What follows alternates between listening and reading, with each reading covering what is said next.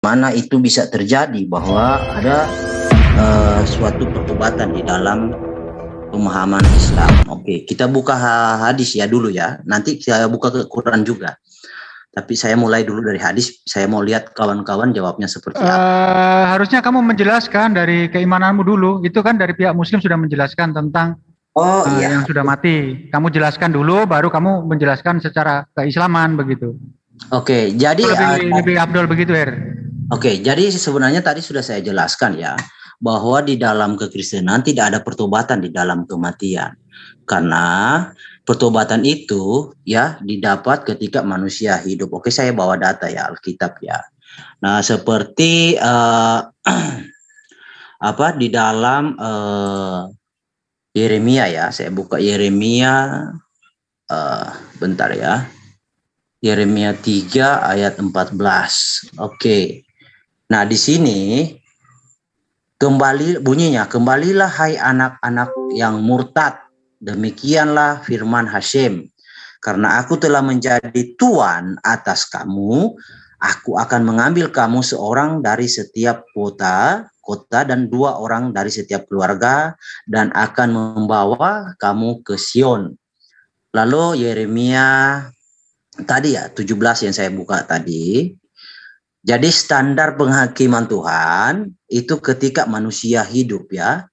Jadi aku di sini bunyinya, aku Hashem yang menyelidiki hati, yang menguji batin untuk memberi balasan kepada setiap orang setimpal dengan tingkah langkahnya, setimpal dengan hasil perbuatannya.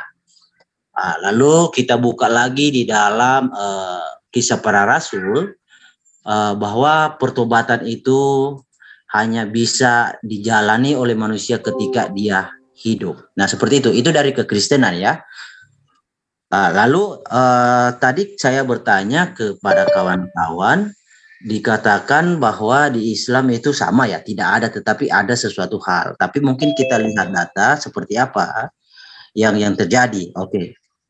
Seperti ini ya. Contoh di dalam sebuah hadis ya. Hadis Abu Daud ya. Abu Daud, Abu Daud, ya 4255, oke. Abu Daud 4255, oke.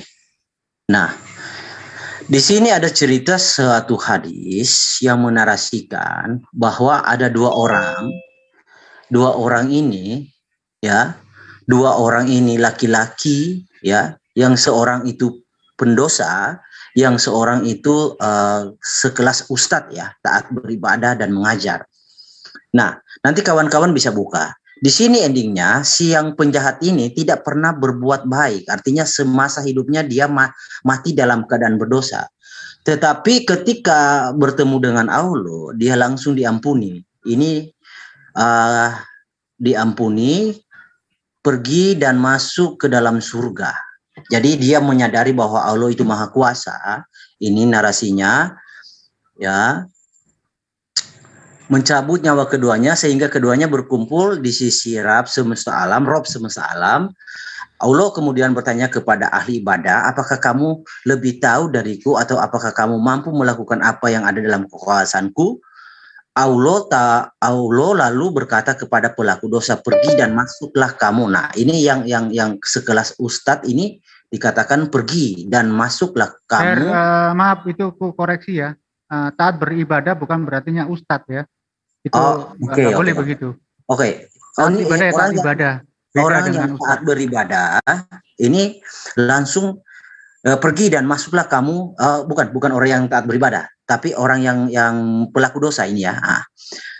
Allah lalu berkata kepada pelaku dosa ya, pergi dan masuklah kamu ke dalam surga dengan rahmatku. Nah, dan berkata kepada ahli ibadah, pergilah ke dalam neraka. Ini satu contoh aja ya. Mungkin contoh yang lain nanti menyusul, tapi ada satu yang saya tambahkan lagi bahwa tentang sholawat. Nah, mungkin kawan-kawan apa maksud kenapa harus Kau satu-satu aja. Oke, silakan. Ya, biar nggak melenceng kemana-mana. Fokus kita ke satu. Oke, sekarang udah cukup ya, Heri ya? Biar nggak berpanjang-panjang. Kalau banyak pertanyaan nanti sporadis jawabannya. Oke, teman-teman yang lain mungkin Mas Pak Dokter bisa menjelaskan dari pertanyaan Heri tadi dan juga penjelasan tentang Alkitabnya. Mungkin bisa dipertanyakan di penjelasan tadi tentang kitabnya. Coba ada yang searching 4255, memang dalam Islam, saudaraku, tidak ada orang yang masuk surga karena amalnya, tetapi orang masuk surga karena rahmat Allah. Tetapi rahmat Allah itu tidak mungkin juga didapat tanpa ada satu usaha. Sehingga rahmat itu sebenarnya adalah Ar-Rahman dan Rahim. Kalau di bumi itu namanya Rahman, kalau di akhirat insya Allah namanya Rahim, pengasih dan penyayang. Jadi semua di bumi itu, Rahman, sifat Rahmannya Allah itu, rahmat itu terbagi dua, Rahman dan Rahim. Rahmatnya Allah itu tidak pilih kasih, mau kafir, mau muslim, mau taat, mau apa, semua dikasih harta, semua dikasih oksigen, semua dikasih matahari, semua dikasih. Tidak membeda-bedakan, tidak perlu kita mengatakan kenapa ada orang yang taat miskin, kenapa orang yang tidak taat jadi kaya. Itulah sifat sifat rahmannya Allah, pemurahnya Allah. Nah, cuman di akhirat nanti sifat kasihnya Allah itu yang menentukan, ridha Allah itulah yang menentukan. Jadi amal-amal misalnya seorang beramal dengan ria, seorang yang beribadah hanya untuk dilihat orang, seorang beribadah karena memuji dirinya, itulah nilai ibadahnya tidak berguna karena tidak mendapatkan ridho dari Allah Subhanahu wa taala. Demikian pula mungkin ada satu, saya kasih contoh, ada satu kisah seorang wanita pelacur yang tidak pernah berbuat baik tetapi memberi makan seekor anjing saja karena Allah ridha dengan perbuatannya, satu biji saja. Karena kasihnya Allah, orang itu masuk surga. Satu saja perbuatannya. Itulah maha pengasihnya Allah. Jadi makanya memang dalam Islam itu ada dua, saudaraku. Ada antara ketakutan dan harapan. Kenapa ketakutan itu selalu muncul? Supaya kita giat beribadah. Dan harapan itu selalu ada, bagaimana caranya kita ikhlas dalam beribadah supaya kita mendapatkan jannah. Jadi betul yang sepaham bahwa tidak ada orang yang masuk surga karena amalnya, tapi orang masuk surga karena rahmat Allah. Rahmat Allah adalah ridhonya Allah. Jadi ada suatu kisah, seorang yang tahajud 60 tahun dan puasa selama 60 tahun. Waktu ditimbang amalnya oleh Jibril, ternyata biji matanya sebelah jauh lebih berat daripada amalannya 60 tahun. Siangnya puasa, malamnya tahajud. Disitulah dilihat bahwa nikmat Allah tidak mungkin kita mampu membayarnya dengan amal-amal perbuatan kita. Maka kita selalu mencari ridhonya Allah. Bagaimana mencari ridho Allah? Melaksanakan suatu ibadah dengan ikhlas. Seperti itu. Ya, seperti itu, Bung. Baik. Ya. Terima kasih, ini tadi Pak Dokter menjelaskan tentang keislaman. Jadi pertanyaan tentang statement dari hari tadi belum ada. Nah, kalau begitu akan saya serahkan kepada Mas Juma. Mas Juma, monitor? Ya, baik. Ya, itu tadi penjelasan dari pihak Muslim tentang yang di amal ibadah tadi. Sedangkan tadi ada dua jawaban. Satu tadi menjelaskan tentang Alkitabnya, kedua tentang cara dia bertanya kepada Islam. Sekarang giliran Mas Juma untuk menanyakan ke Mas Herdi. Silakan Mas Juma.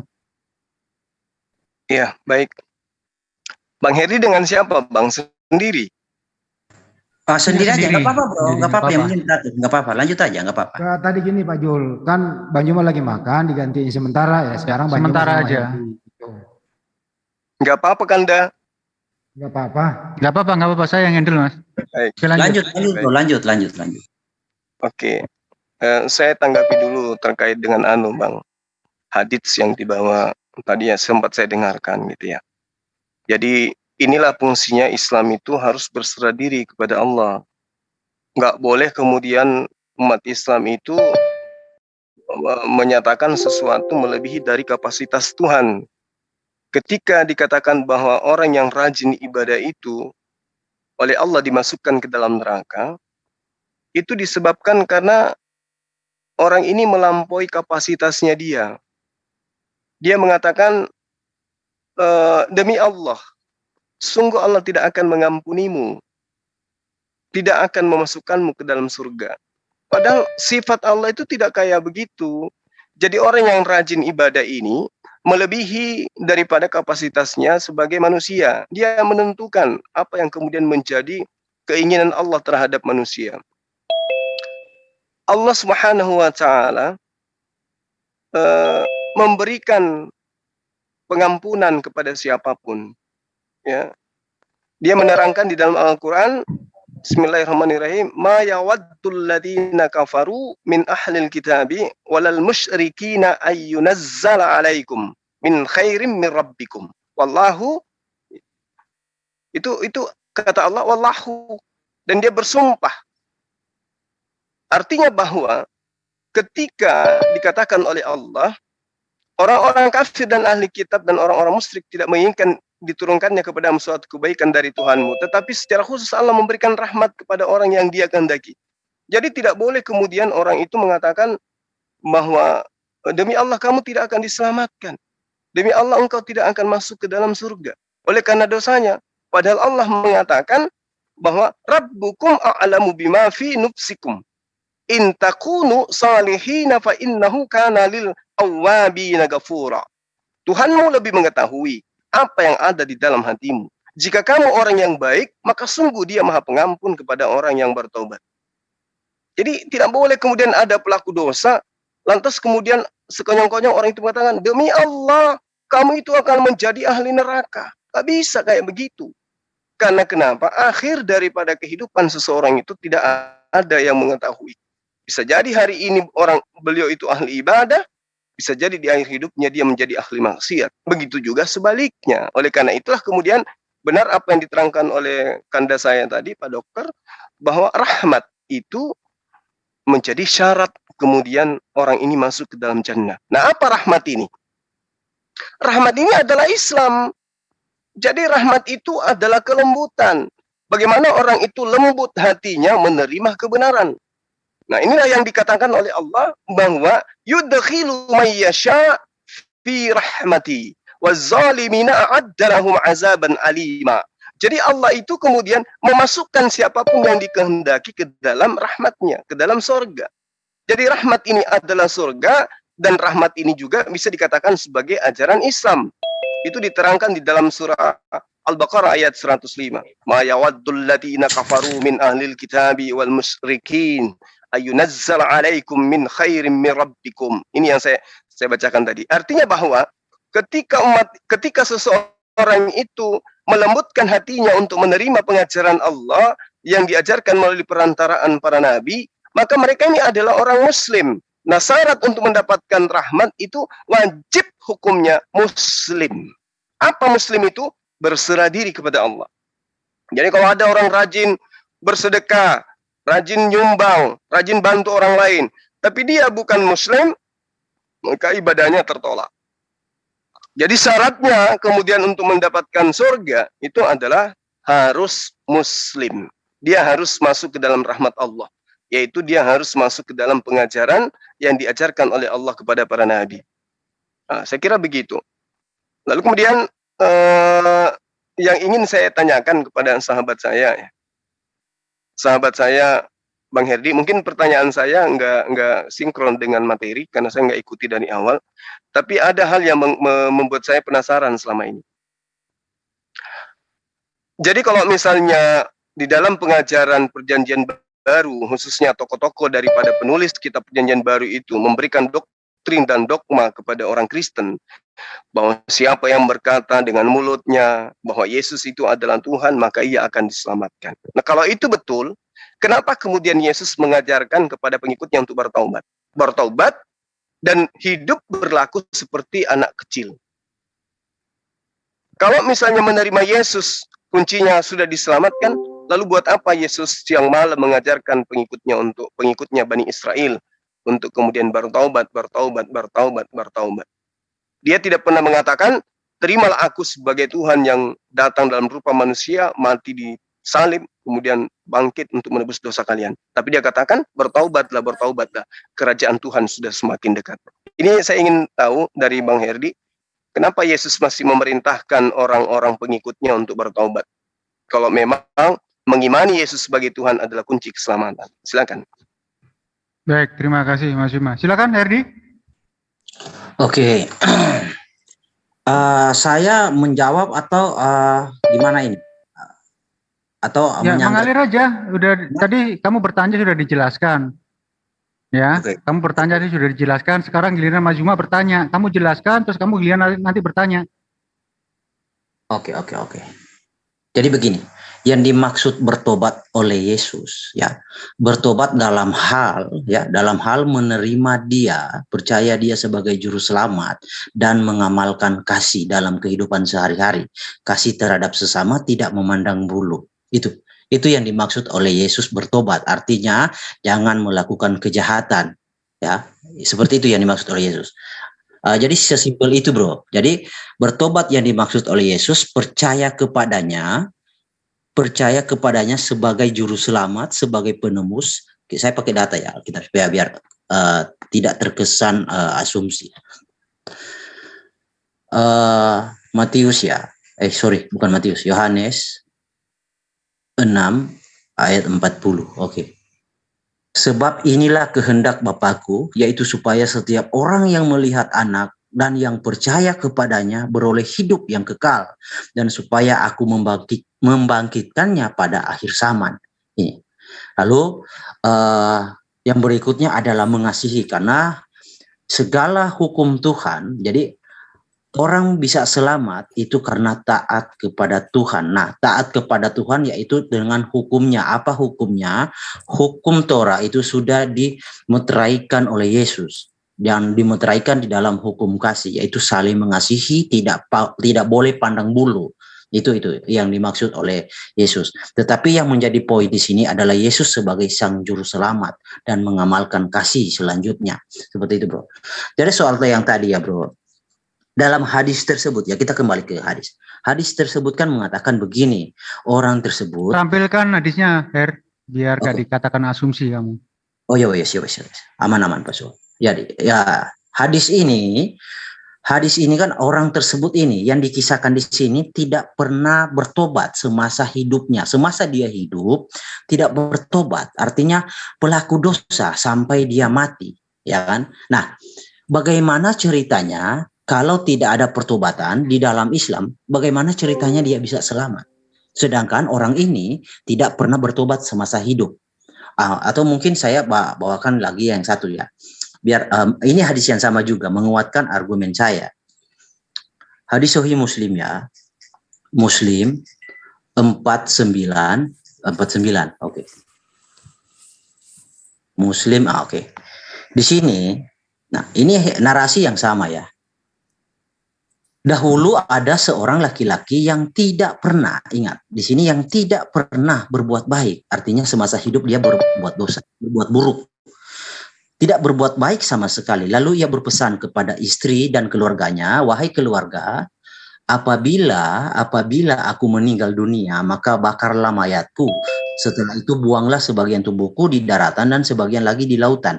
Demi Allah, ya, jika Allah menakdirkan, niscaya dia akan menyiksaku dengan siksaan yang tidak pernah dia timpakan kepada makhluk lain di dunia ini ketika orang tersebut meninggal. Nah, ketika dia meninggal, ini kita langsung ke endingnya ya.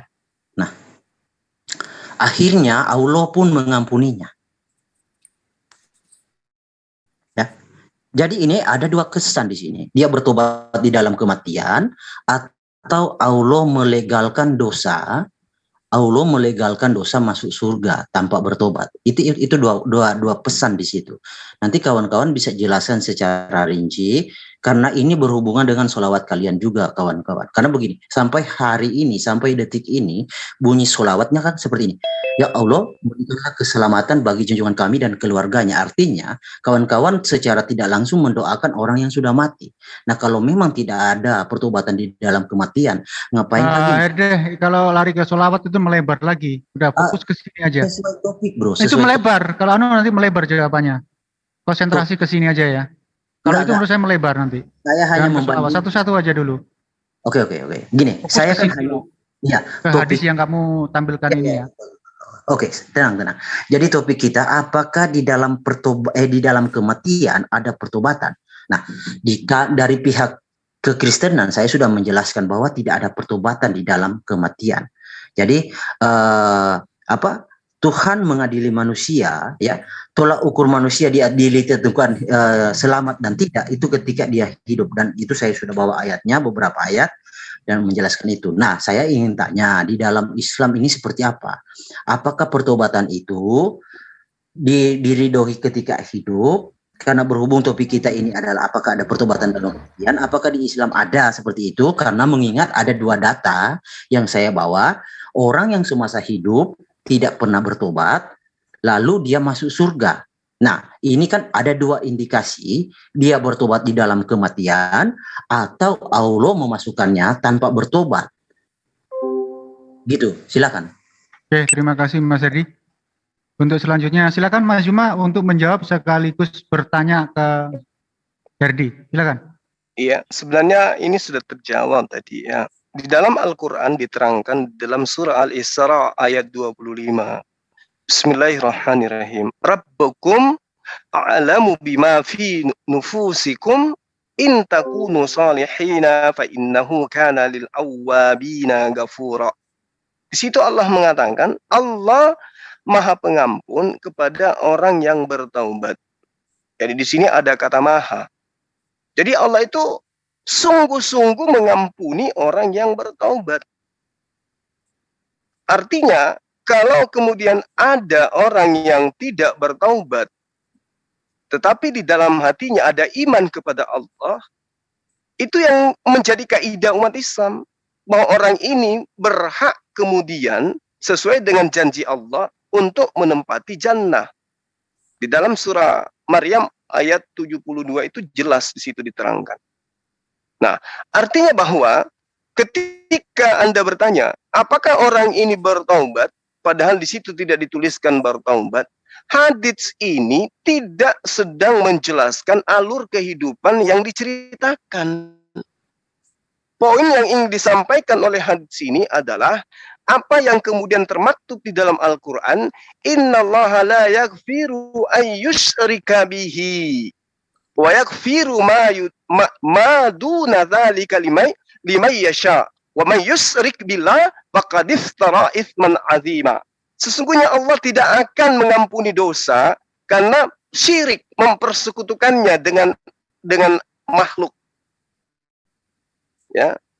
Tetapi Allah kemudian mengampuni dosa yang selain daripada itu bagi siapa yang Allah kehendaki. Jadi lagi-lagi Allah itu maha berkehendak. Lalu Allah mengatakan, wa may yusyrik billah faqad iftara itsman azima. Barang siapa di antara kalian mempersekutukan Allah, maka sungguh dia telah berbuat dosa yang amat besar. Nah, hadits yang Anda bawa itu tidak menceritakan orang ini adalah orang yang syirik. Hadis itu tidak menceritakan tentang kesyirikan, kemunafikan, dan juga tidak membahas tentang orang-orang yang kafir.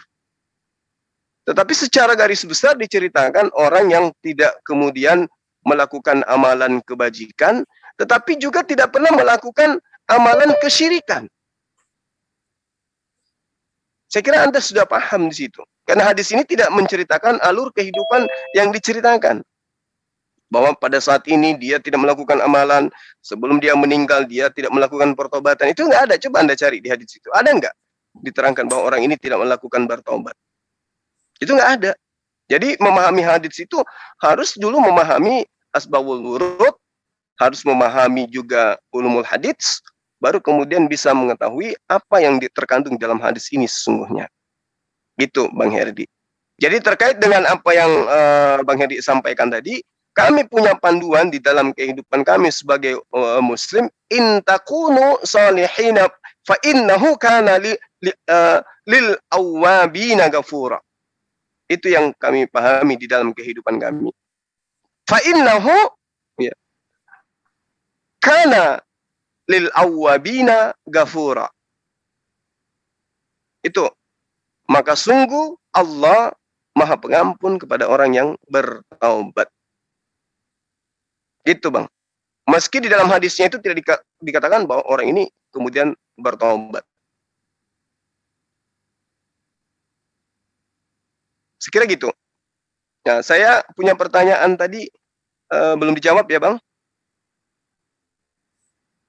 Bahwa ketika kemudian Anda mengatakan, oh sorry, Anda sudah menjawabnya, saya ada poin. Jadi gini, ketika sahabat saya mengatakan bahwa barang siapa yang percaya kepada Yesus, maka orang ini akan diselamatkan. Nah, ini akan menjadi rumit nantinya. Karena teman-teman Kristen saya katakan tidak akan ada satupun di antara mereka yang akan diselamatkan. Kalau mereka mati dalam keadaan Kristen. Kalau itu dasarnya, bahwa harus percaya kepada Yesus. Kenapa? Di dalam Yohanes 14 nomor 12, Yesus mengatakan begini. Aku Yesus berkata kepadamu, mu di sini adalah Bani Israel. Sesungguhnya, barang siapa percaya kepadaku. Nah, tuh. Kata Yesus, barang siapa yang percaya kepadaku, ia akan melakukan juga pekerjaan-pekerjaan yang aku lakukan. Ini poin yang sudah sangat nyata. Kalau kita percaya kepada Yesus, maka dia akan melakukan pekerjaan-pekerjaan yang Yesus lakukan. Kalau percaya. Nah, apa pekerjaan yang Yesus lakukan? Yesus melakukan pekerjaan sebagaimana ahli Taurat. Berarti kalau percaya harus melakukan apa yang dilakukan oleh ahli Taurat. Itu. Nah, kedua, kata Abang ini, selain percaya harus mengasihi Yesus. Kemudian Yesus menerangkan lagi di dalam Yohanes 14 nomor 15. Jikalau kamu mengasihi aku, kamu akan menuruti segala perintahku. Nah, lagi-lagi Kristen tidak duduk di situ. Orang Kristen tidak percaya kepada Yesus, buktinya orang Kristen tidak melakukan pekerjaan-pekerjaan yang Yesus lakukan. Berdasarkan Yohanes 14 nomor 12, gugur dia. Kristen tidak mengasihi Yesus. Sebagaimana yang ada dalam Yohanes 14 nomor 15. Jikalau kamu mengasihi aku, kamu akan menuruti segala perintahku. Nah, perintah apa yang dilakukan oleh Kristen hari ini sehingga mereka harus menyembah Yesus, ibadah hari Minggu, meninggalkan hukum Torah, dan semua yang mereka lakukan. Bukti bahwa apa yang saya uraikan tidak akan ada Kristen selamat selama dia masih Kristen. Kenapa? Yang percaya kepada Yesus, yang mengasihi Yesus, mustahil dia menjadi Kristen. Karena Yesus tidak pernah mengajarkan menyembah kepada dirinya. Yesus tidak pernah mengajarkan untuk mempraktekkan sebuah pekerjaan menyembah kepada dirinya. Artinya bahwa ketika percaya kepada Yesus, tinggalkan pekerjaan-pekerjaan yang tidak pernah Yesus lakukan. Tapi lakukan pekerjaan yang pernah Yesus lakukan. Begitu juga kalau mengasihi Yesus, maka harus menuruti segala perintah Yesus. Nah, kita lihat di dalam Matius 19 nomor 17. Apa yang Yesus inginkan dan apa yang Yesus tekankan kepada muridnya Bani Israel. Di situ dia katakan, apakah sebabnya engkau bertanya kepadaku tentang hal yang baik? Hanya satu yang baik, kata Yesus. Tetapi jika kamu ingin masuk ke dalam hidup, turutilah segala perintah Allah. Artinya bahwa mengasihi Allah yang diterangkan oleh Allah di dalam Yehezkiel 20 nomor 19, Yehezkiel 18 nomor 9, itulah bukti bagaimana kemudian manusia mengasihi Allah. Dia harus hidup menuruti ketetapan, harus mengikuti peraturan, dan setia terhadap ketetapan hukum dan aturan Tuhan. Apa ketetapan hukum dan aturan Tuhan? Hukum Torah yang diberikan oleh Tuhan kepada Bani Israel. Kalau kasih kepada Allah, kasih kepada Tuhan, maka harus hidup dalam ketetapannya. Bukan justru menganggap ketetapannya itu adalah kutuk yang harus ada Tuhan datang untuk menembus kutukan itu di atas tiang salib dengan mati terkutuk. Di dalam Ulangan 11 nomor 1, poin ending dari pernyataan saya. Haruslah engkau mengasihi Tuhan Allahmu. Dengan cara apa? Melakukan dengan setia kewajibanmu terhadap Dia dengan senantiasa berpegang pada segala ketetapannya, peraturannya, dan perintah-perintahnya. Artinya, kalau mengasihi Tuhan, wajib hukumnya tunduk dan taat kepada hukum Taurat. Sedangkan Kristen, hukum Taurat itu adalah kutukan yang harus dihilangkan dengan cara Tuhan sendiri yang datang untuk menghilangkan dengan cara mati terkutuk di atas tiang. Saya kira begitu, Bang Herdi. Pertanyaan saya kepada Abang, sekali lagi, kalau tadi dikatakan percaya kepada Yesus, mengasihi Yesus adalah mengikuti perintahnya Yesus, kemudian mengimani mengasihi dengan mengikuti semua perintah-perintahnya. Pertanyaan saya, atas perintah siapa teman Kristen itu kemudian menyembah Yesus anak Maria? Silakan. Ya, silakan Her. Oke. Jadi sebenarnya ini sudah melebar sudah tidak sesuai topik ya, tapi nggak apa-apa, aku jawab sedikit ya bro. Jadi gini bro, tentang Taurat ya, tentang Taurat saja bro membawakan Taurat, sedangkan kalau saya bahas lagi panjang lebarnya dari poin 1 Taurat sampai 10 tidak ada tuh yang diikuti oleh umat-umat Islam ya itu. Selamat jadi malam semua. Semangat malam. Ya shalom, selamat malam ya. Jadi satu contoh ya, seperti saya soal makan aja ya, saya contoh di dalam Torah unta itu haram. Nah itu dilanggar juga kan, itu satu aja bro sudah gugur menyatakan bahwa klaim Anda mengikuti Taurat itu sesuatu yang tidak benar, karena salah satu salah semua, itu aturan di dalam Torah. Jadi nggak perlu saya bahas panjang lebar ya tentang Torah. Nabi itu tidak melanggar seluruh hukum Taurat, itu melanggar, saya punya datanya, nanti satu waktu kita berdiskusi tentang itu. Lalu tentang Yesus, ini topik kita kan bro gini, apakah ada pertobatan di dalam kematian ya? Lalu bro menggiring ke sini sampai keluar topik. Harusnya begini bro, harusnya bro menjelaskan ke saya. Tadi kan saya bawa data 2 ya, 2 dalam sebuah hadis. Belum saya bawa dari Quran ya, nanti akan saya bawa dari Quran. Orang tersebut bro tidak ada di situ dinarasikan memang bertobat. Tetapi di situ dinarasikan tegas, jelas bahwa dia semasa hidup tidak berbuat baik atau berbuat dosa. Jadi semasa dia hidup itu berbuat dosa terus sampai dia mati. Nah, nanti ini bahaya bro, kalau bro tidak dengan baik, dengan jelas, ini bahaya. Konsekuensinya nanti akan seperti ini. Islam menerima orang masuk surga tanpa bertobat, asalkan dia beragama Islam. Nah, itu konsekuensi pertama ya. Konsekuensi kedua, Allah tidak menghendaki pertobatan di bumi, malahan Allah menghendaki pertobatan umatnya di akhirat, ya kan? Karena buktinya memang tidak ada narasinya orang tersebut bertobat, tetapi narasi dia berbuat dosa, ya. Di situ jelas sampai dia mati tidak pernah berbuat baik sama sekali, artinya berdosa terus, selalu tindak tanduknya dosa terus. Nah, apakah ini membenarkan di dalam, saya bawa data ya, soal data tadi tidak perlu saya ulang-ulang lagi ya.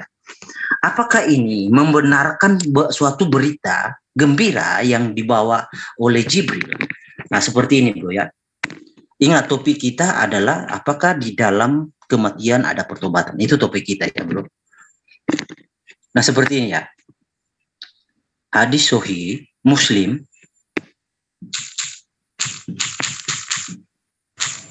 Nanti bro kalau mau minta dikompirkan ke Quran, saya bawa datanya. Karena ini semua sinkron dengan Quran. Enggak kontradiksi. Sinkron. Muslim 137 ya. Nah di sini bro. Di sini saya mendengar Abu Syar menceritakan dari Nabi bahwa beliau bersabda, Jibril alaihi salam mendatangiku lalu memberikan kabar gembira. Kabar gembira ini, bro. Apa kabar gembiranya? Ya, ini kabar gembiranya. Kabar gembira kepadaku bahwa orang yang meninggal dari umatmu keadaan tidak mensyirikan Allah, ini dosanya mensyirikan Allah ya, dengan sesuatu apapun, niscaya masuk surga. Maka aku bertanya, meskipun dia berzina, mencuri, beliau menjawab walaupun dia berzina dan mencuri. Di sini dinarasikan begini, bahwa orang yang meninggal dari umatmu, siapa yang meninggal? Nah, ini membenarkan apa yang saya bawa, dua hadis yang saya bawa di awal, bahwa orang tersebut tidak melakukan dosa syirik, tetapi dosa yang. Nah, yang menjadi pertanyaan saya, bro, orang itu kan tidak bertobat, lalu kok diampuni oleh Allah? Nah, makanya sehubungan dengan topik kita, apakah mereka bertobat di fase mereka mati, atau memang Allah mengizinkan orang masuk surga tanpa bertobat, yang penting agamanya Islam, ya kan? Itu kan seperti itu kan bayangannya, bro. Nah, di sini dikonfirmasi oleh Jibril sebuah kabar gembira bahwa orang yang meninggal dari umatmu, Islam lah dalam hal ini, dalam keadaan tidak mensyirikan Allah. Betul.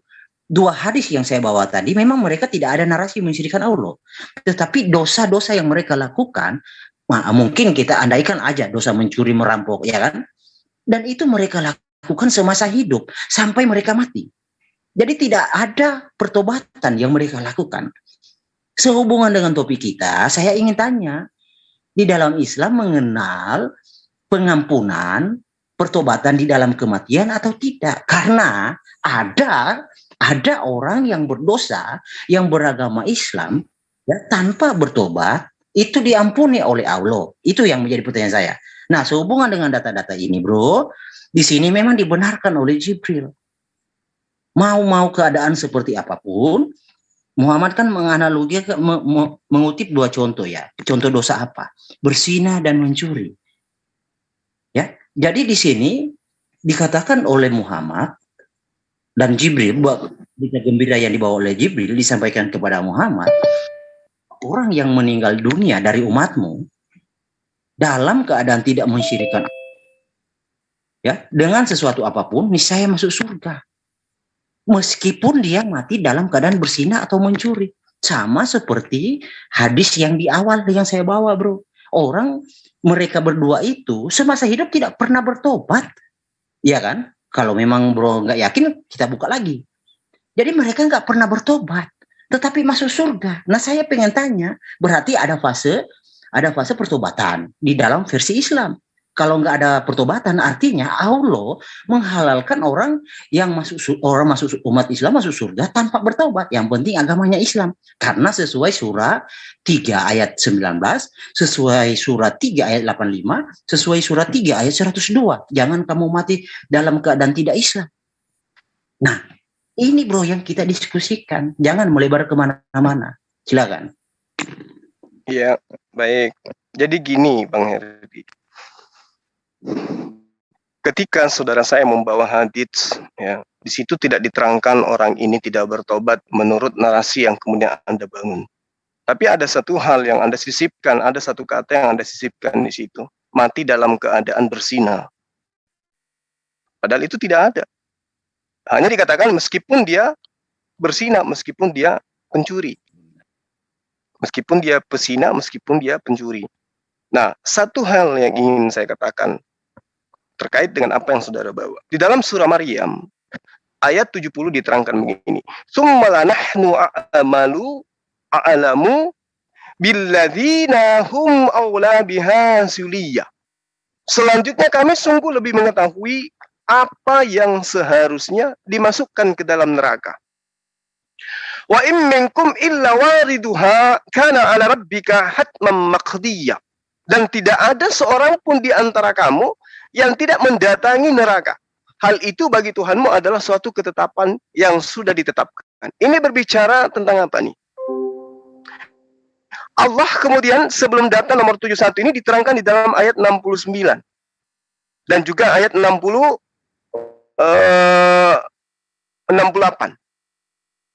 Fawarabbika lanahsyurannahum wasyayatin thumma lanukhdirannahum haula jahannama jiziyah. Jadi Allah kemudian mengumpulkan orang-orang yang melakukan perbuatan dosa, kemudian mereka dikumpulkan bersama dengan setan. Lalu Allah menerangkan, pasti akan kami datangkan mereka ke sekeliling jahanam dengan berlutut. Jadi hadits ini menerangkan bahwa orang-orang yang tidak pernah kemudian mensyirikkan Allah, tidak pernah menduakan Allah, menyekutukan Allah, kemudian mereka itu meninggal, di hari kemudian mereka masuk ke dalam neraka. Lalu apa yang diterangkan oleh Allah? Tsumma nunajjil ladzina taqaw wa nazaru zalimina fiha jithiyah. Kemudian kami menyelamatkan orang-orang yang bertakwa. Siapa mereka ini? Mereka yang beragama Islam, pernah berzina, pernah mencuri, setelah dosa-dosanya itu dihapuskan, lalu Allah mengatakan, kami akan menyelamatkan orang-orang ini. Jadi gitu maksudnya. Bukan setelah kematian baru bertobat. Itu tidak ada tobat setelah kematian. Yang ada tobat itu sebelum kematian. Nah, apa tujuan tobat? Agar manusia ini dihapuskan dosa-dosanya secara keseluruhan dari apa yang dilakukan ketika dia masih hidup. Nah, kalau dia mati dalam keadaan tidak bertobat, berarti dosanya tidak dihapuskan. Nah, bagaimana cara menghapusnya? Kudu wajib ke neraka dulu. Barulah kemudian tsumma nunajjil ladzina taqaw. Lalu yang kafir, ya biarpun mereka bertobat setelah kematian, atau dia mohon ampun setelah kematian, atau sedetik sebelum dia meninggal, kata Allah, wa nazaru zalimina fiha jithiyah. Jadi kalau di hadisnya tidak diterangkan kemudian dia bertobat, itu bukan berarti, oh yang penting Islam, biarpun pesina, biarpun pencuri, yang penting Islam, pasti masuk surga. Nggak bisa, tidak kayak begitu. Dia itu punya proses. Jadi dosa ketika dosa zina itu tidak diampuni, dosa mencuri itu tidak diampuni, maka harus dibersihkan dulu di neraka. Baru kemudian dimasukkan ke dalam jannah. Setelah dosa-dosanya dihapuskan, maka amal kebaikannya kemudian dibawa ke dalam jannah. Nah, atau kemudian orang-orang yang saudara memahami bahwa setelah di Islam itu yang penting Islam, yang penting yang penting tidak menyekutukan Allah, pasti masuk ke dalam surga. Itu poin memang. Makanya dikatakan dalam Al-Qur'an yang Anda katakan, jangan kau meninggal kecuali dalam beragama Islam. Karena ada hadiah yang hendak Allah berikan di situ. Kamu tidak pernah menduakan aku. Ya, meskipun kamu itu tidak pernah menuhankan aku, tidak pernah menyembahku, tetapi kamu tidak pernah menduakan aku, tapi kamu yakin bahwa akulah Tuhan, tiada Tuhan selain aku. Maka aku selamatkan. Itu yang diterangkan oleh Allah. Tetapi orang-orang yang zalim kemudian dibiarkan berlutut di dalam neraka. Gitu, Bang Herdi. Ya. Jadi terkait dengan hadis yang Anda bawa, bahwa meskipun dia pezina, meskipun dia mencuri, lalu kemudian Jibril mengatakan, ya, walaupun dia berzina dan mencuri, itu bukan berarti dia sedang berzina, dia sedang mencuri, lantas mati. Gitu. Yang poin yang ingin disampaikan di sini adalah apa yang saya terangkan tadi, Bang. Innallaha la yaghfiru ayyushraka bihi wa yaghfiru ma duna dzalika liman yasha wa man yusyrik billah faqad iftara itsman azima.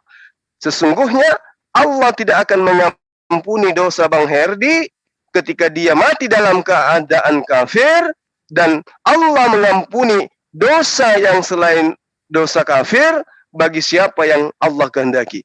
Barang siapa yang menyembah selain Allah, maka sungguh dia telah berbuat dosa yang amat besar. Itu, Bang. Pertanyaan saya masih yang tadi ya. Pertanyaan saya masih yang tadi.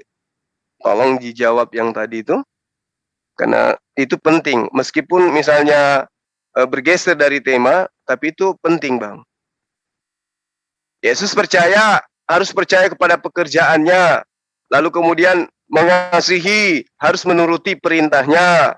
Nah, sekarang perintah mana yang kemudian Anda jadikan acuan untuk menyembah Yesus, sehingga ya saya katakan Yesus memerintahkan untuk bertobat, tapi ternyata kalau menyembah Yesus sudah masuk ke dalam surga, kenapa kemudian Yesus masih memerintahkan bertobat? Kalau Yesus memerintahkan bertobat, harusnya bertobat, tapi kalau Yesus tidak mengajarkan menyembah kepada dirinya, kenapa menyembah kepada dirinya? Itu poinnya, Bang Herdi, silakan. Oke. Sorry ya, moderator, langsung.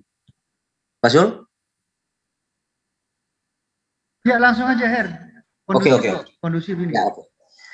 Jadi gini bro, tentang Yesus berkata, setianya engkau percayalah apa yang aku kerjakan. Nah itu bro harus melihatnya dalam konteks siapa. Di situ kan konteksnya Yesus ingin meyakinkan orang-orang Yahudi bahwa dia adalah Mesias. Karena Mesias dinubuatkan dia akan melakukan banyak mujizat. Seperti itu ya bro. Contoh seperti berjalan, artinya mengatasi air, menaklukkan air. Seperti angin ribut, dia redakan kan, itu banyak saksinya. Nah seperti Musa juga menaklukkan air, membelah air. Nah seperti itu karena Musa adalah tipologi seorang Mesias yang akan datang, yang bertindak sebagai penebus, sebagai juru selamat. Itu seperti yang Yesus lakukan. Nah Yesus itu berbicara, percayalah dengan apa yang aku lakukan itu kepada orang-orang Yahudi, orang Israel saat itu, karena mereka menanti-nantikan Mesias. Jadi bukan konteks berbicara tentang keilahian bro. Jadi di sini. Nah, lalu tentang apa lagi ya? Apa tadi yang terakhir bro? Ya itu yang percaya atau mengasihi Yesus ya harus taat kepada perintah Yesus. Oke. Ya, jadi orang yang percaya kepada Yesus seperti ini ya. Yesus memberi contoh ya. Saya mau share ya. Matius 25 ya. Matius 25. Sorry. Ini kok 23 ya. 25 ayat. Ketika aku ya, apabila ya menempatkan sebelah kanan dari berkata bahwa kerajaan ini oke, kita baca ya. Ini ketika akhir zaman ya. Kriteria seperti apa yang Yesus ajarkan itu kasih, mengamalkan kasih. Otomatis kalau mengasihi Hasyim ya sebagai Allah, tentu kita tak perlu saya uraikan seperti apa. Yang pasti jangan berbuat syirik dalam hal percaya ada ini ada itu yang bisa menghapus dosa, karena itu adalah hak prerogatif Hasyim. Itu kalau manusia yang percaya Hasyim, mengasihi Hasyim, lalu percaya ada ini ada itu selain Hasyim bisa menghapus dosa, bisa memurnikan dosa, itu artinya tidak mengasihi. Itu seperti itu, contoh kecil aja bro ya. Lalu tentang mengasihi sesama manusia ya. Mengasihi sesama manusia tidak dikatakan bahwa sesama Kristen atau sesama seiman, enggak. Yesus mengatakan sesama manusia semua, tidak pandang suku, agama, ras dan lain-lain, sama. Nah, di sini dia uraikan contoh mengasihinya seperti apa? Ya seperti ini. Nah, sebab ketika aku lapar, kamu memberi aku makan, ya. Ini Yesus uraikan. Ketika aku haus, kamu memberi aku minum. Ketika aku seorang asing, kamu memberi aku tumpangan. Ya, ketika aku telanjang, kamu memberi aku pakaian. Ya, lalu ketika aku sakit, kamu melawat aku. Ketika aku dalam penjara, kamu mengunjungi aku. Ya, nah itu contoh-contoh kasih yang Yesus ajarkan. Artinya lebih mengutamakan orang lain, mengasihi orang lain yang membutuhkan ketimbang diri kita. Itu yang Yesus ajarkan. Lalu kita lanjut ke tadi permasalahan yang tadi ya bro. Mungkin saya buka lagi ya tentang datanya ya. Tentang hadis tadi bro. Mungkin bro tidak jeli membacanya. Di sini bro, ini yang kabar gembira kan kepadaku bahwa orang yang meninggal dari umatmu. Jadi konteksnya di sini bro, kabar gembira diperuntukkan orang yang meninggal dari umatmu dalam keadaan tidak bersyirik. Dalam keadaan tidak bersyirik. Itu yang menjadi poin bro. Itu yang menjadi poin saya. Jadi di sini jelas bahwa orang yang meninggal dari umatmu dalam keadaan tidak mensyirikkan Allah. dengan sesuatu apapun. Ini yang menjadi poin. Jadi poinnya orang yang meninggal, yang tidak syirik. Nah, Muhammad mencoba bertanya kepada Jibril dengan mengandaikan membawa dua contoh dosa. Jika memang mereka berdosa atau mati dalam keadaan zina atau mencuri, bagaimana? Ini karena konteksnya kabar gembira kepadaku bahwa orang yang meninggal dari umatmu. Jadi dia meninggal dalam keadaan tidak mensyirikkan Allah. Nah, kriteria dosa yang Muhammad bawa untuk mencontohkan itu, dia mengutip berzina dan mencuri. Dijawab apa? Walaupun dia mencuri dan berzina, boleh, yang penting tidak syirik. Ya, karena berhubungan dengan data yang di awal, bro. Ya, bentar ya, kita buka lagi mungkin ya data di awal. Muslim 4949 ya. Oke, Muslim 499. Nah, di sini bro jelas di sini bahwa dahulu ada seseorang laki-laki yang tidak pernah bro berbuat baik sama sekali. Artinya semasa dia hidup itu pendosa, berbuat salah terus. Ya kan? Nah, itu dibenarkan dengan hadis tadi nyambung, bro. Karena memang di sini tidak dinarasikan dia mensyirikan Allah. Nah, lalu dia mati. Nah, endingnya di sini, bro. Endingnya, akhirnya Allah pun mengampuninya. Ya, akhirnya Allah mengampuninya. Dia mati dalam keadaan berdosa yang tidak bertobat.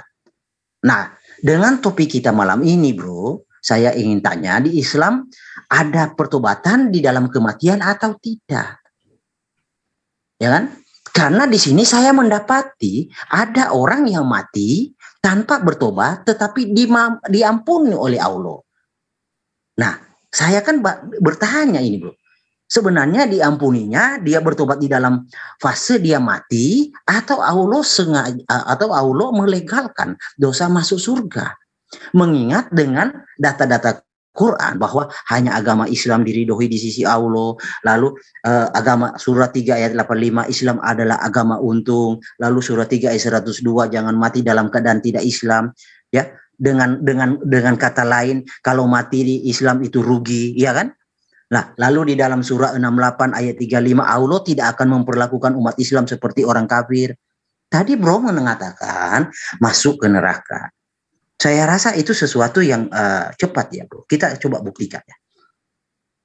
Bukhari 6983. Oke. Oh sorry, bukan 2983, sorry salah bro. Bukhari ya, Bukhari 2983, iya. Oke, nah bro mengatakan tadi dimasukkan ke neraka. Ya bisa saja kita berandai-andai dia minta ampun di neraka, lalu dicuci dosanya, lalu diangkat dari neraka. Tetapi itu bro bertentangan dengan data Quran, data hadis yang lain. Nah, di sini ini sama yang tadi, berita gembira yang dibawa oleh Jibril. Narasinya sama bro. Berita gembiranya apa? Jibril berkata kepadaku, siapa yang meninggal? Nah sama juga. Jadi orang yang meninggal ini dinarasikan. Siapa yang meninggal dunia dari umatmu dengan tidak menyekutukan Allah, tidak syirik. Sesuai dengan surah 4. Surah An-Nisa ayat 48 dikatakan di sana, semua dosa Allah ampuni. Hanya dosa syirik yang Allah tidak ampuni. Ya kan? Kemarin ada kawan-kawan muslim, Pak siapa yang tanya, oh jadi kalau berkhianat menipu Allah boleh? Iya, menurut surah An-Nisa memang boleh diampuni. Yang tidak diampuni dosa syirik. Jadi pertanyaannya gimana ya menurut saya? Agak kurang tepat karena menghakimi Allah. Nah, lalu di sini bro, ini narasi yang sama seperti yang di tadi. Jibril kabar gembiranya, siapa yang meninggal dunia dari umatmu dengan tidak menyekutukan Allah dengan sesuatu apapun, dia pasti masuk surga atau tidak akan pernah masuk neraka. Jadi tidak pernah masuk neraka. Nah, di sini bentar bro. Di sini ditanyakan, dikonfirmasi oleh oleh Muhammad kriteria orang yang meninggal seperti apa yang dikehendaki. Apakah sekalipun dia berzina atau mencuri? Jibril menjawab, ya sekalipun dia berbuat itu. Jadi di sini jelas bro, pertanyaan saya, coba jawab dengan tegas. Islam itu tidak kan dalam hal pertobatan di masa hidup kan sudah tidak relevan lagi kita bahas karena Oke bro, sudah ditangkap itu kayaknya ya. Jadi ini kalau begini terus kan membosankan ya, ngantuk jadinya saya ini. Jadi langsung aja Mas Zuma menjawab. Kalau ada, itu tampilkan aja share screen-nya Her, biar kita belajar sama-sama ya. Hadis yang kamu narasikan atau kamu buka tadi, kamu buka, tetap nanti akan dijawab oleh Mas Zuma. Langsung Mas Zuma dijawab, jangan nunggu sampai Herdi berhenti. Demikian juga jangan sampai Mas Zuma nunggu berhenti Her, langsung dijawab aja, biar diskusinya hidup. Kalau begini kan diskusinya nggak hidup jadinya. Ya silakan di share screen. Her, yang hadis tadi Her. Oke langsung Mas Zuma. Ya baik, jadi gini Bang Herdi, kalau saya lihat tipikal Anda membawa hadis, membawa materi, ini kayak anak TK gitu ya, lagi berbicara terhadap anak Islam yang sudah paham Al-Quran dan hadis. Anda baru mau mulai, kita udah tamat yang kayak gini-gini. Rasulullah Muhammad SAW menerangkan di dalam hadis riwayat Ibnu Majah dan Tirmizi, Allah Subhanahu wa Ta'ala menerima taubat hambanya selama napasnya belum sampai ke tenggorokan atau belum sakaratul maut. Jadi terbantahkan semua itu. Apakah ada Al-Quran yang menerangkan? Ada. Al-Quran juga menerangkan di dalam surah An-Nisa ayat 18. Bismillahirrahmanirrahim. Walaisatit taubatul lilladina ya'maluna sayyi'ah hatta idha hadara ahadahumul maut. Qala inni tubatul ana walalladina yamutuna wa hum kuffar. Ulaika atadna lahum azaban alima. Dan taubat itu tidaklah kemudian akan diterima oleh Allah dari mereka yang melakukan kejahatan hingga apabila datang ajal kepada seseorang di antara mereka. Jadi kalau dia itu tidak bertaubat sampai dia sakaratul maut, dosanya tidak diampuni. Jadi tidak ada lagi dosa setelah sakaratul maut, tidak ada lagi pertaubatan setelah sakaratul maut. Yang jadi masalah sekarang, Anda tidak memahami hadits, Anda tidak memahami daripada apa yang tertuang di dalam kandungan hadits ini. Hadits pertama yang Anda bawa, kenapa ada orang ini masuk ke dalam jannah? Padahal hadits itu sudah menjawab, kenapa engkau berpesan memerintahkan keluargamu sebelum engkau meninggal kayak begitu? Apa kata orang ini? Ya Allah, ya, saya amat takut kepada siksaanmu. Nah itu dia masuk dalam kategori orang yang bertakwa. Takwa itu takut kepada Allah. Itu poinnya. Sehingga orang ini dimasukkan oleh Allah ke dalam surga. Karena dia ternyata takut kepada Allah. Itu poin. Kemudian hadis yang kedua. Ketika kemudian Rasulullah Muhammad SAW berkata, Jibril berkata kepadaku, siapa yang meninggal dunia dari umatmu dengan tidak menyekutukan Allah dengan satu apapun, dia pasti masuk surga. Atau tidak akan pernah masuk neraka sama sekali. Nah, lalu kemudian Rasulullah bertanya, sekalipun dia berzina, sekalipun dia mencuri, malaikat Jibril alaihissalam menjawab, ya, sekalipun mereka melakukan hal dosa itu. Nah sekarang begini Bang, saya pezina, saya pencuri, bahkan perampok, ya. Saya suka menzalimi orang, saya suka menganiaya orang, bahkan saya suka merusak hal yang bukan milik saya atau merusak kepentingan orang lain. Tapi setelah saya bertaubat kepada Allah, apakah kemudian terhapus bahwa saya pernah melakukan perbuatan syirik itu, perbuatan zina itu? Tidak. Saya tetap saja adalah orang yang pernah melakukan pencurian, orang yang pernah melakukan persinahan. Makanya Rasulullah mengatakan, sekalipun dia berzina, sekalipun dia pencuri, kata malaikat Jibril, naam, ya. Meskipun dia itu pernah mencuri, meskipun dia berzina, sekalipun dia mencuri. Nah, berzina dan mencuri ini bukan dilakukan pada saat kemudian dia mau meninggal atau pada saat sekarat. Artinya ada potensi pelaku yang dimaksud oleh Rasulullah adalah pelaku yang melakukan pertobatan setelahnya, yang dimaksud oleh malaikat Jibril. Nah, kalau kemudian dikatakan bahwa beliau tidak bertaubat sebelum meninggal, itu yang saya terangkan tadi berdasarkan surah Maryam. Allah memilih orang-orang yang harus masuk ke neraka.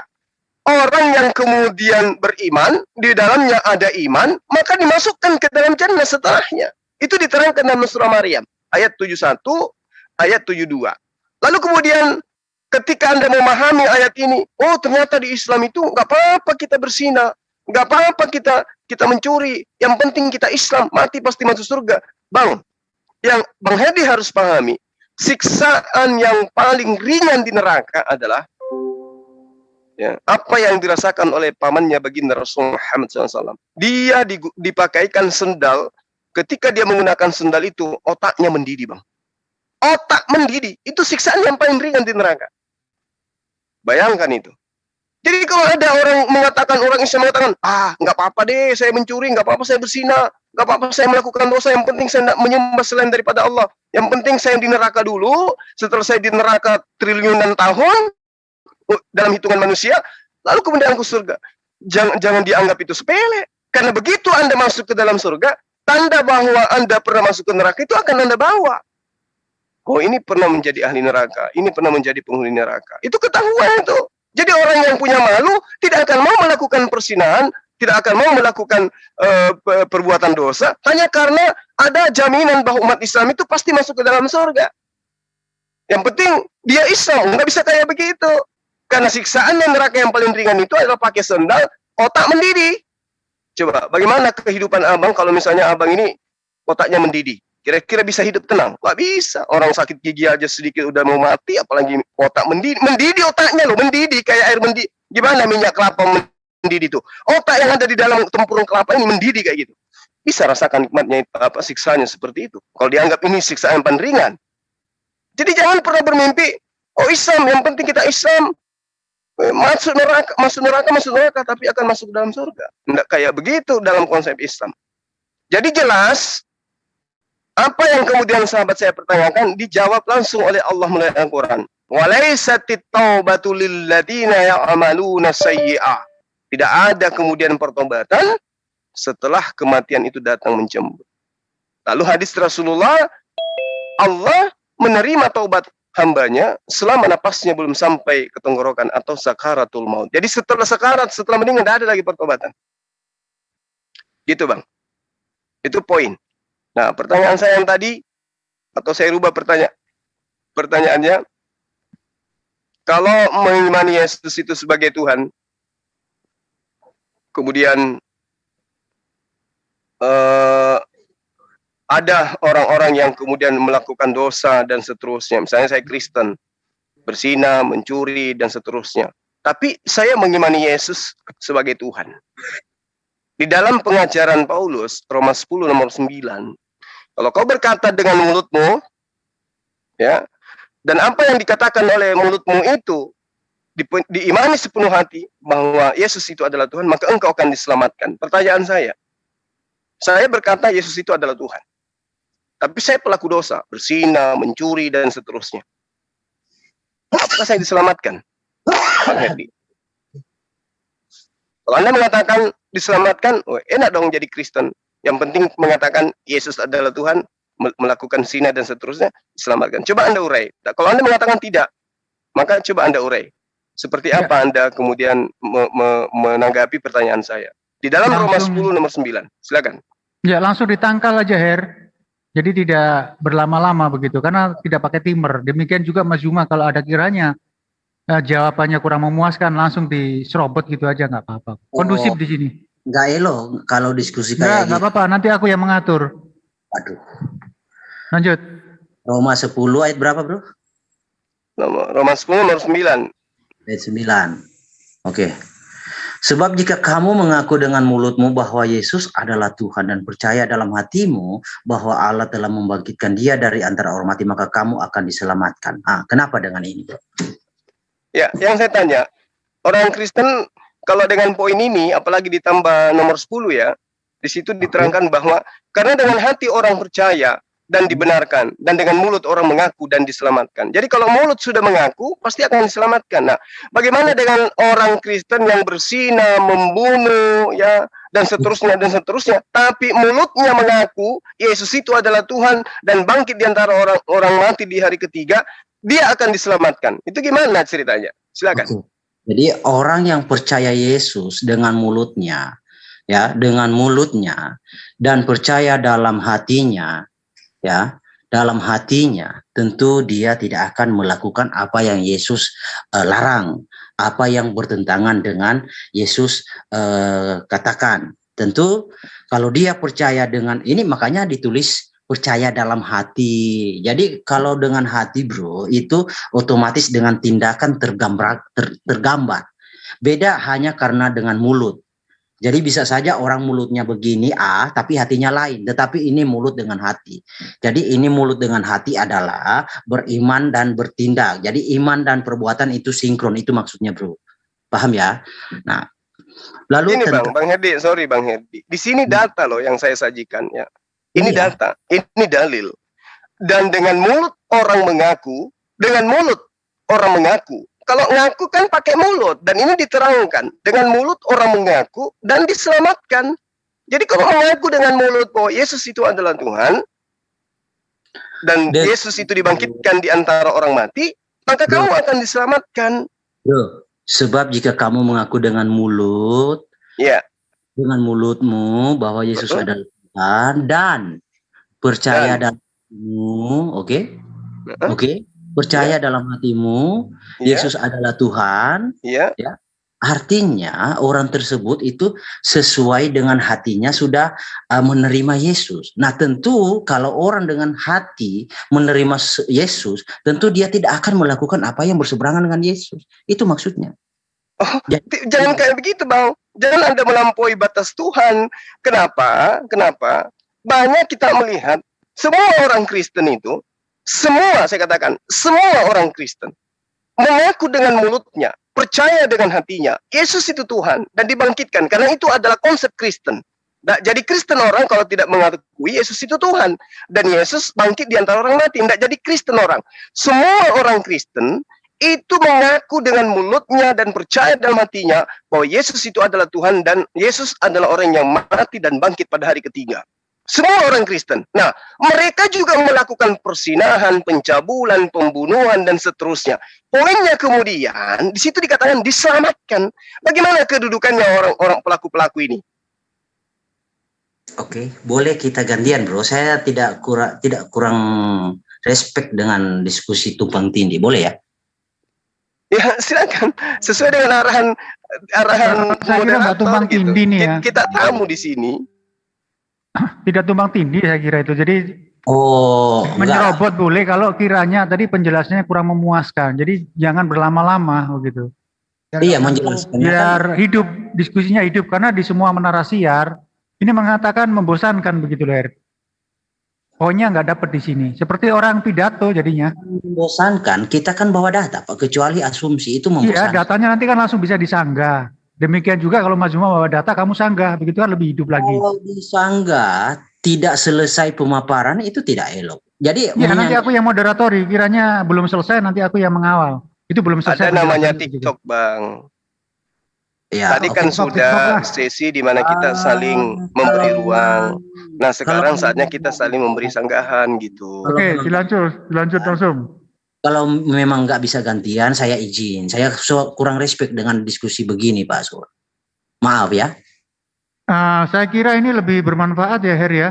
Kenapa? Diskusi cuma hanya mendengarkan, terus menjawab. Sedangkan nanti setelah panjang lebar, itu saya hitung 5 menit lebih ya. Hampir 10 menit.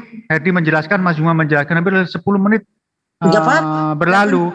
Itu di sini kita lupa apa yang kamu tanyakan. Seperti tadi Mas Juma juga lupa apa yang ditanyakan, karena yang ditanyakan kadang-kadang nggak dijawab.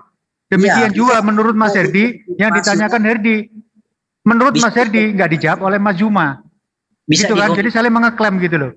Bisa dikonfirmasi lagi pertanyaannya kan. Nah, kalau mengulang-ulang gitu kan nggak sip. Jadi langsung aja, kiranya nggak dijawab, langsung aja kamu tangkal. Ya Jawab udah, pertanyaan saya Juma, begitu loh. saya kurang apa Pak dengan diskusi kayak gini. Soalnya nggak ada manfaatnya buat saya karena kayak Ya, orang. jangan begini ya, jangan untuk kepentinganmu, kepentingan umat, kepentingan semua, juga kepentingan umatmu. Iya, diskusi Nah, gitu. Jadi jangan kamu memikir untuk kepentingan saya. Ini bukan untuk pamer, tapi untuk keilmuan kita semua. Biar saudara kamu yang seiman dengan kamu melihat penjelasan kamu diserang oleh Pak Juma, itu teman-teman kamu lebih bermanfaat, lebih abdol lagi, lebih beriman lagi. Demikian juga Mas Juma juga menjelaskan, wah ini kabur. Kabur dia, nggak mau model begitu. Oke Mas Juma, dilanjut aja. Jadi gini, Mau dia. pasti dia kabur. Karena sengaja saya ulur waktunya, saya mau kasih ayat ini pada dia, data ini. Kalau kita di Islam itu kan sudah sangat jelas, taubat, ya, taubat. Jangan kau putus asa dengan rahmatku. Artinya sebesar apapun dosa kita, Tuhan memberi ruang kemudian untuk bertaubat. Lalu kemudian Allah menekankan bahwa tidak diterima tobatnya orang yang sudah mendekati ajalnya, apalagi yang sudah meninggal. Tidak akan ada orang yang bertobat dalam alam kubur, apalagi bertobat di padang mahsyar, tidak ada. Ya, maka Allah mengatakan seperti yang saya terangkan tadi, dan tobat itu tidaklah diterima dari orang-orang yang melakukan kejahatan sampai apabila datang ajal kepada seseorang di antara mereka. Ini ayat Al-Quran yang menerangkan. Artinya Allah di dalam kaidah Islam memberikan ruang kepada kita untuk bertobat dari segala dosa yang pernah kita lakukan. Satu. Kedua, Islam mengajarkan bahwa ketika kita mati dalam keadaan membawa dosa, tapi dosa itu bukan dosa syirik, ya, maka ada wilayah di mana Allah menerangkan dalam surah Maryam, Allah lebih mengetahui siapa di antara mereka yang hendak Allah pilih untuk duduk bersama setan di neraka, dan siapa yang hendak Allah masukkan ke dalam jannah. Tsumma nunajjil ladzina taqaw wa nazaru zalimina fiha jithiya. Ini dalil Quran. Artinya bahwa umat Islam tidak boleh saya nak perut, kemudian biarlah saya berzina, biarlah saya mencuri, toh nanti saya akan nggak bisa kayak begitu. Kenapa? Karena dengan adanya sifat begitu, saya berzina dulu deh, saya melakukan ini dulu deh, saya nanti akan masuk ke dalam jannah juga. Kan saya Islam, nggak bisa. Kenapa? Kalau itu yang kita utarakan dalam konsep iman, maka kita sama saja orang kafir. Kedudukannya kita masuk ke dalam munafik. Munafik. Kekal juga di neraka. Oh, biarkan aku berzina dulu. Oh, biarkan aku menjadi ini dulu. Nanti toh aku akan bertobat. Biarpun aku mati dalam keadaan berzina, lagi minum tua dan seterusnya, toh saya akan masuk ke surga karena saya Islam. Nggak bisa. Larinya kepada kemunafikan. Kenapa? Hukumnya tahu, dalilnya tahu, tapi melakukan. Itu namanya munafik. Nah, berbeda dengan yang ada di dalam kitabnya mereka. Coba. Roma 10 nomor 9. Sebab jika kamu mengaku dengan mulutmu bahwa Yesus adalah Tuhan dan percaya dalam hatimu bahwa Allah telah membangkitkan dia dari orang mati, maka kamu akan diselamatkan. Coba, mana bertobatnya?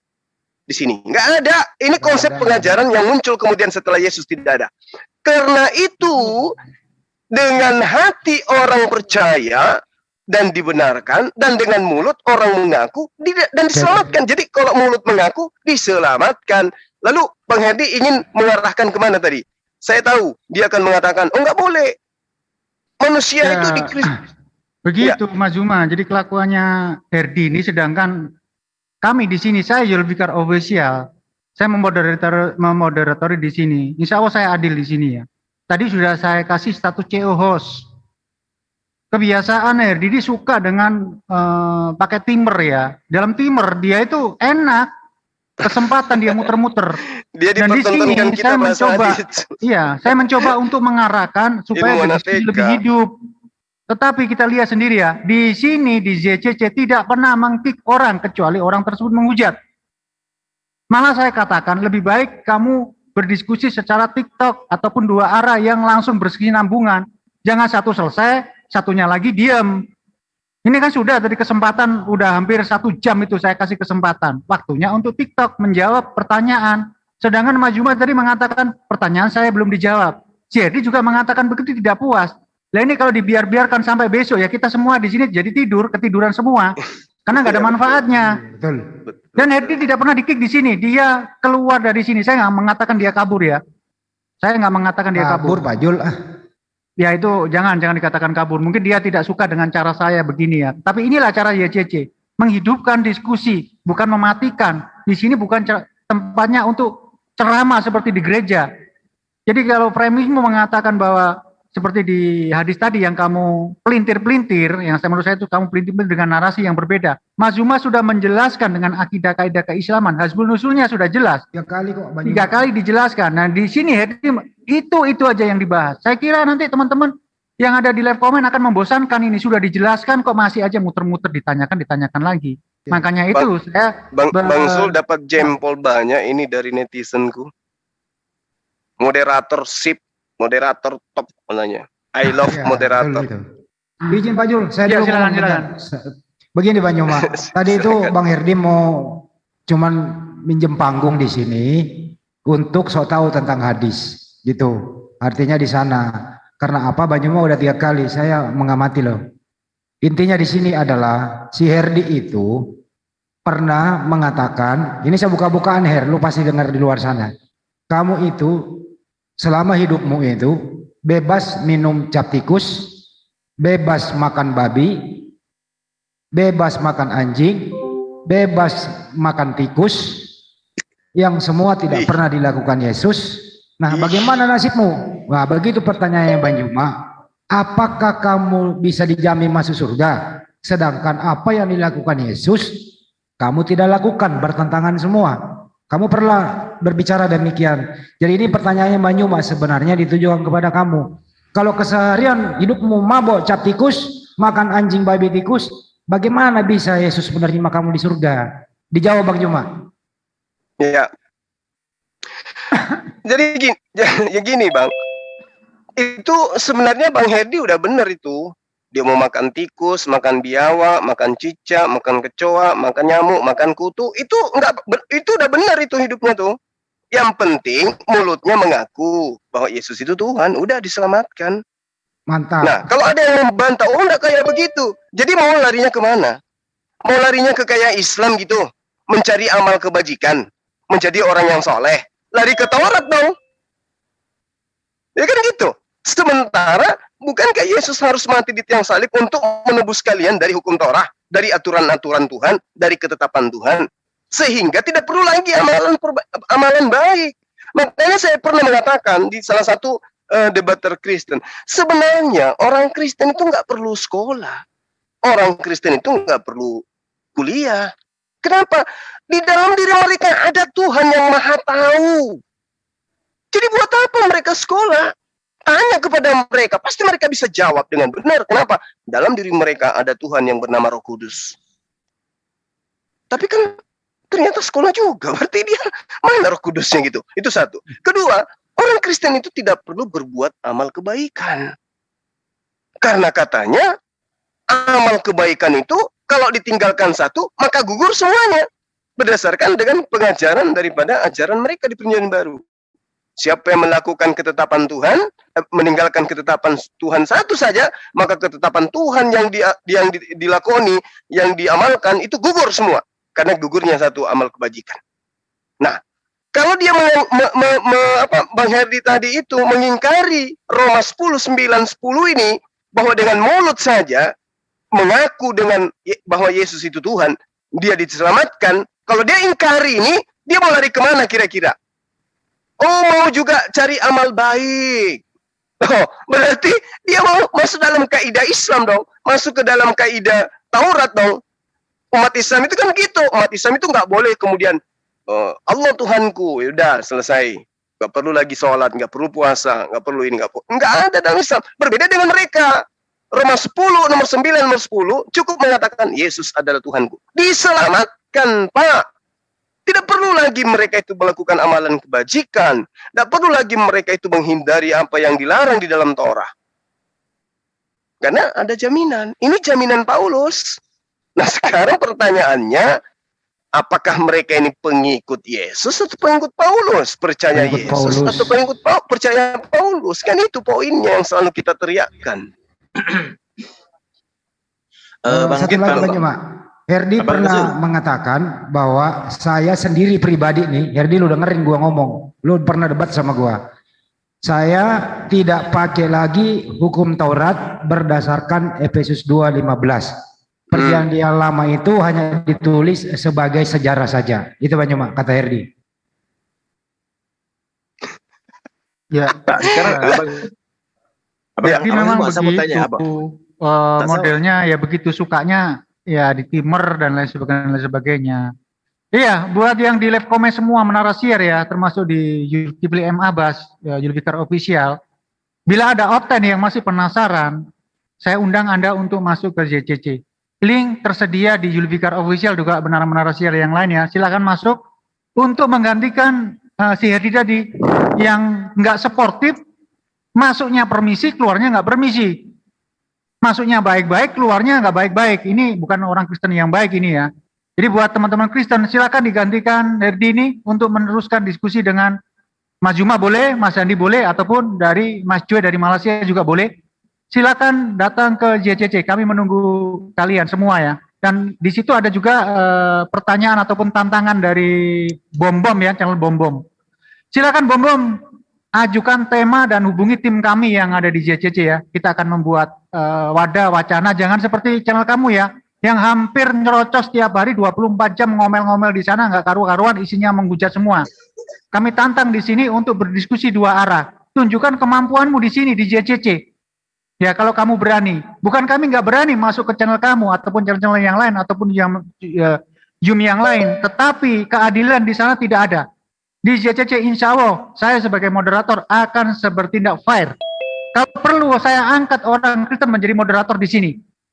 Ya, ingat ya, Bom-Bom dan kawan-kawan, silakan masuk ke JCC. Kalau kalian kurang puas dengan memoderatori, kalian akan saya jadikan moderator. Akan saya kasihkan host, bukan hanya C-host. Akan saya kasihkan host di sini. Silakan ya, buat teman-teman yang di live comment, silakan tantang si Bom-Bom untuk masuk ke JCC. Bukan kami nggak berani, tapi keadilan di sana nggak ada. Di samping itu, di sana itu ilegal, Zoom-nya ilegal. Tidak ada dasar hukum di sana untuk mengadakan diskusi dua arah. Kami di JCC, sebuah yayasan yang legal. JCC dan MMCI adalah yayasan yang sudah tertera dan ada di dokumen negara. Apapun yang terjadi di sini, saya pribadi sebagai Amir di JCC bertanggung jawab full sampai ke muka hukum. Kalau terjadi di sini hujatan maupun fitnah-fitnah, saya sendiri pribadi yang bertanggung jawab. Kalau di sana pertanggungjawabannya siap, bagaimana? Kami tidak tahu siapa itu Bom-Bom. Di mana rumahnya? Kita tidak tahu. Dan tempat yang lainnya, di Kristen yang lain, kita tidak tahu di mana rumahnya. Tapi di JCC kalian akan tahu siapa Zulfikar Official, siapa Zuma, siapa Yan JCC, siapa Andi Selebes, siapa Akal Sehat. Semuanya terdata di negara. Dan kalaupun kami melakukan kejahatan di sini, fitnahan di sini, kami bisa dituntut secara hukum. Karena alamat kami, rumah kami jelas. Sedangkan Kristen-Kristen di luar sana, kami tidak tahu alamatnya di mana, rumahnya di mana. Mereka hanya berkedok saja. Berdiri, bersembunyi di balik topeng ikon-ikonnya saja. Jadi kami di sini sebuah yayasan yang legal, bukan ilegal. Silakan Bom-Bom dan kawan-kawan untuk masuk ke JCC. Kami tunggu di JCC. Silakan ya buat teman-teman ya, sebarkan ke Bom-Bom sana. Kalau perlu debat terbuka aja Pak Jul sekalian. Kalau menginginkan debat terbuka, insya Allah JCC bisa memfasilitasi. Di kota mana, di hotel mana, kami akan memfasilitasi. JCC kaya, coy. Bukan kaleng-kaleng. Betul. Silakan. Jangan digertak gitu Pak Bom-Bom, nanti kempes, kesian. Nanti nangis. Gak bisa kempes orangnya kayak begitu. Matanya bola kayak pingpong kayak gitu, sok jagoan. Bom-Bom Kemarin itu saya toroko. Iya, iya. Apa Pakande Bayi. Iya. Bayi. Itu semalam saya kan lagi jalan ke gunung tuh, jadi karena nggak ada hiburan di jalan, saya tontonin aja curhatan mereka tuh. Dia katakan, kenapa umat Islam itu suka sekali bahas Alkitab kami, pingin kuludai HP-ku. Ya, nyebut Bible, Biblos dengan sebutan Alkitab, nggak sadar dia. Justru kalian itu yang menghina agama kami, menghina kitab kami. Nama kitab kami itu adalah Alkitab. Lo tulisan Lukas kalian namai Alkitab. Itu penghinaan. Sama halnya saya punya anjing, saya kasih nama Bom-Bom. Mau enggak kau? Penghinaan. Mau enggak? Kira-kira Bom-Bom, saya punya peliharaan anjing, saya kasih nama Bom-Bom, mau enggak? Begitulah kami. Buku Lukas kau sebut Alkitab, nyakitin kami asal kalian tahu. Tapi kalian nggak peduli itu. Kenapa? Tuhan kalian aja Tuhan aja kalian bantah.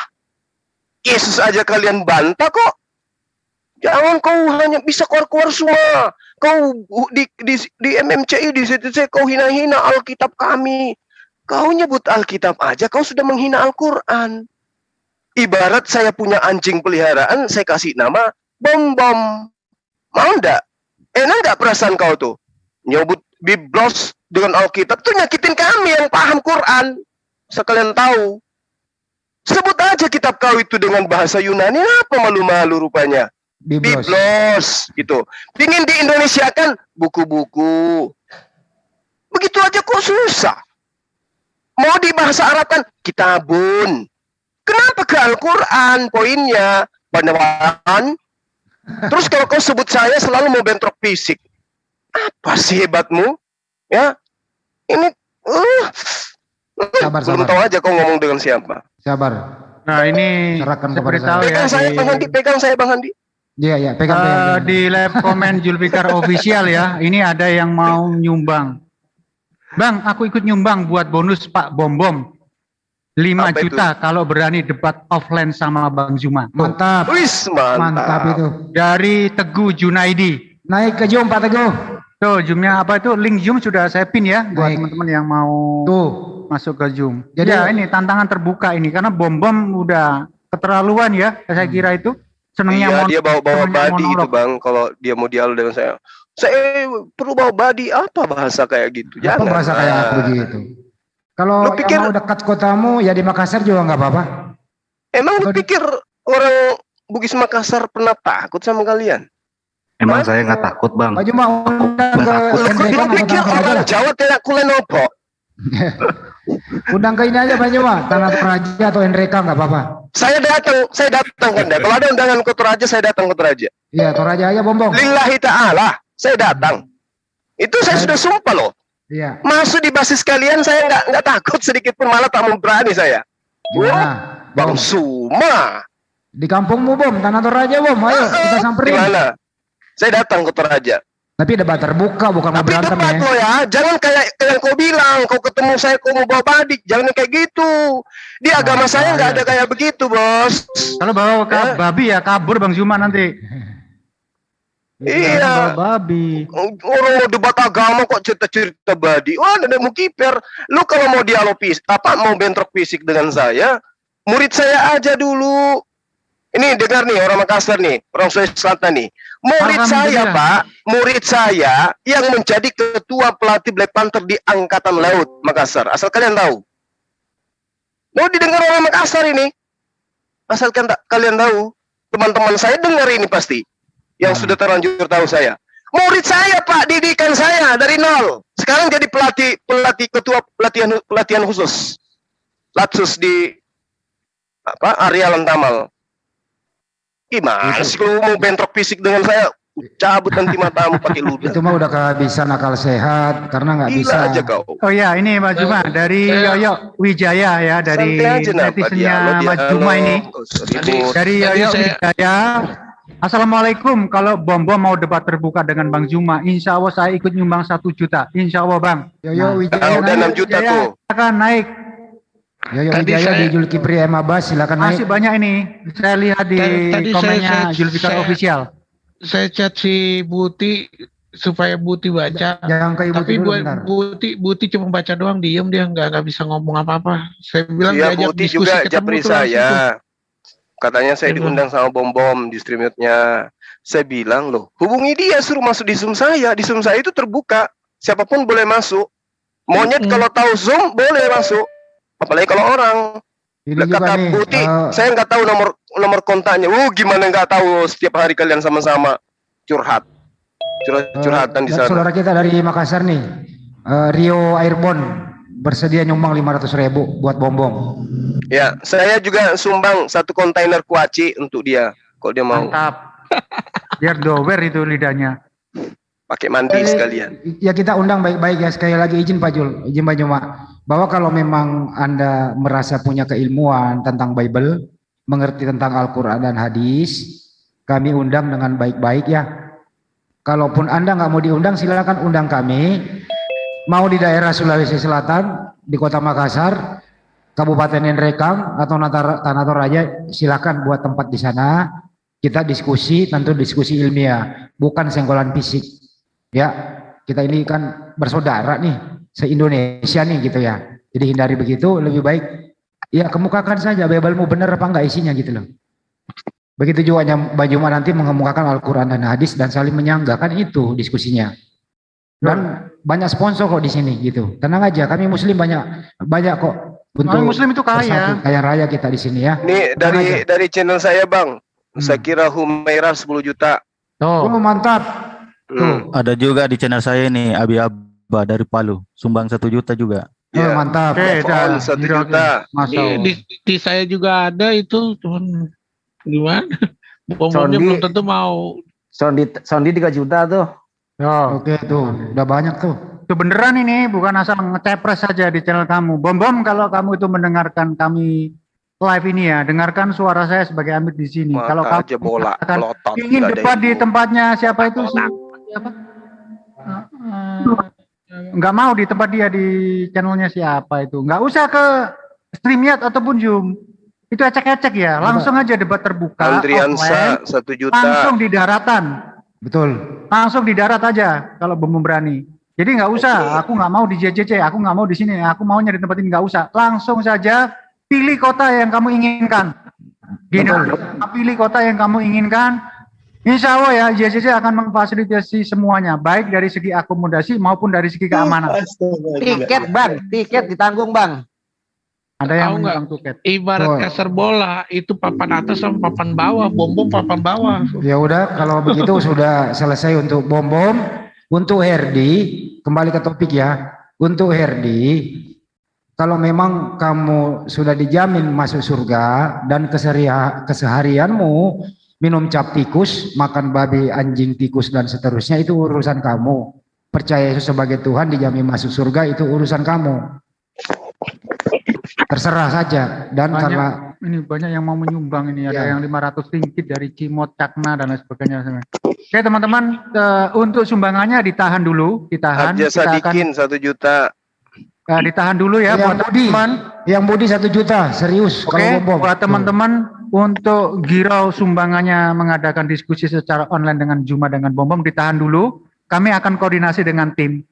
Tetapi sumbangan sekarang bisa kalian kirimkan dengan cara apa? Silakan bergeser ke channel-channel yang lain, ke channel Pejuang Tauhid, Ronald JCC, Julfikar Official, karena saya lihat di channelnya Mas Juma ini udah 1.500 yang melihat, yang live, yang ikutan di sana. Buat teman-teman, kalau mau bersedekah, bergeser ke channel-channel Muslim yang lain yang sudah terafiliasi dengan JCC. Salah satunya adalah Julfikar Official, Andi Celebes, Ronald JCC, Pejuang Tauhid, Ian JCC, Cak Tata, Salam Akal Sehat, Sonya Denova, Sakuragi Muslim, One Channel, dan lain sebagainya. Silakan bergeser ke channel-channel Muslim yang lain, biar nggak numpuk di tempatnya Zulkifli M. Abbas. Karena di tempat yang lain, itu banyak oten. Di tempat saya, di Julfikar Official, banyak oten yang menghujat di sana.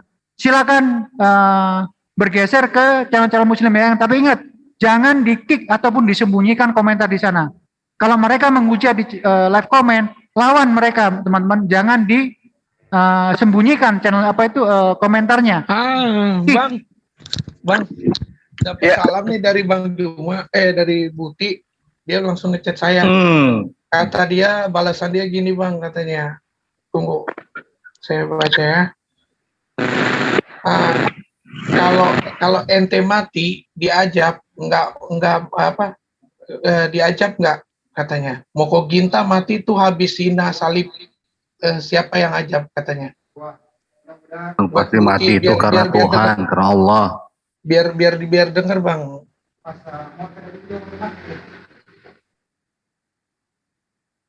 Ya kan Al-Quran sudah mengatakan kafir itu diasap kekal di neraka, Bu Uti, kekal di neraka Bu Uti, selamat. Apa sih Bu Uti ini? Gue teleponin Bu Uti nih. Ah, ada aja nih Bu Uti nih. Oh iya, Bang, ada juga buat saya pribadi 10 juta. Ajir Tirau. Asik, bisa makan coto kita satu RT. Waduh, Contoh Makassar Patarani. Bukan begitu Bang Juma, kita ketemu di Blora nanti ah. Mohir Alfi 2 juta. Firdaus 100.000. Wah, banyak kali di sini. Ya, alhamdulillah. Ayo, Bom, kita pura-pura yuk, Bom. Kamu bawa badinya jangan banyak. Kamu bilang waktu itu bawa 10 badi. Sepotong aja badinya. Bom dengar katanya Bom ngelihat katanya lihat pengalaman. Ini Bang Juma, matamu aja yang bola Bom, ilmumu enggak ada. Iya. Mana sih Bom?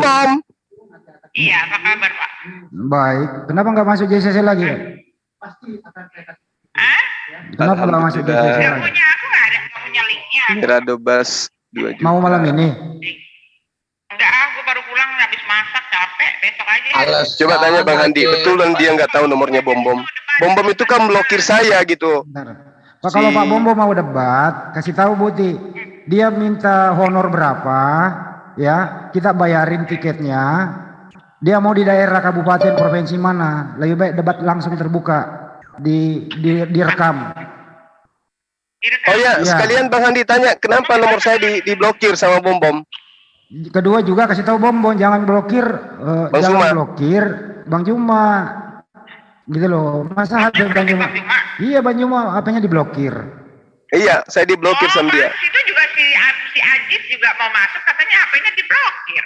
Mama dia diblokir, tapi dia bilang dia nggak tahu, dia nggak ngerti. Oh, gaptek dong. Jangan-jangan dia gaptek Bom. Gimana mau diskusi kalau gaptek?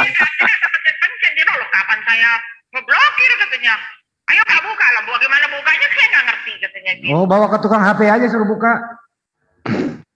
Caranya gimana itu ngebukanya? Iya, bawa. Ngeblokir, asal mencet aja dia tuh nggak ngerti. Ya, suruh hubungi saya. Sini bawa ke Jion aja biar ntar digadein tuh. Ini Bu, gini aja, kalau memang gini Bu, kalau memang Pak Bom punya keilmuan, ya lebih baik diskusi terbuka, ketemu langsung di darat, dijamin keamanan, kita bersaudara, diskusi, edukasi, ilmiah by data gitu loh. Di provinsi mana? Kalau dia nggak punya ongkos, kita ongkosin, gitu loh. Dia kan di Papua Pak, jauh Pak. Di Papua berapa sih tiket ke Jakarta? Kita bayarin kok. Emang Pak Juma di Jakarta? Jakarta, Bang Juma bisa terbang ke Jakarta, nggak apa-apa. Atau ke Makassar boleh. Atau balik kampung atau balik kampung. Kalau di Zoom gimana? Ya, kalau di Zoom JCC yayasan ada, kita tanggung jawab yayasan internasional berhasil. Ya JCC aja. Oke? Ya aku bilang ya. Ya. Besok ya. Bilang nggak di pakai surat itu Bang. Sama siapa ya? Biar. Sama si Slayer itu sini acak-acak lagi si Slayer. Ya udah. Bom aja berdua dulu sama Bang Juma di program sekalian Fatima. Ya oke. Oke, kalau JCC dijamin Amir Zulfikar Official menjamin security di sini aman, terkendali, semua dikasih co-host. Bahkan kalau mau ya Kristen yang menjadi moderator. Saya moderatornya dia minta. Ya boleh, Buti ya boleh jadi moderator, boleh Mas Andi boleh. Boleh. Nah, oh ya, kabar baiknya besok habis zuhur. Ya, ini real ya. Bentar Mas Juma. Selamat malam Bu Buti. Halo Pak. Ya, saya Zulfikar Official ya. Nanti kalau Bom bisa masuk ke sini, saya malah seneng ya teman-teman dari Kristen menjadi moderator di sini.